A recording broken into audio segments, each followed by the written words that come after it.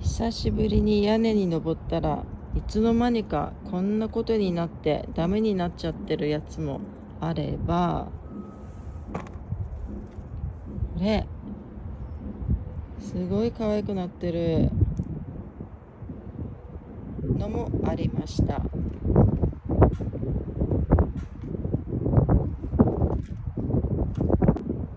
れも可愛くなってる。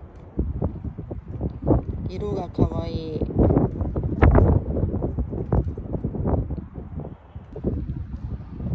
これも可愛い。花芽がまた可愛い。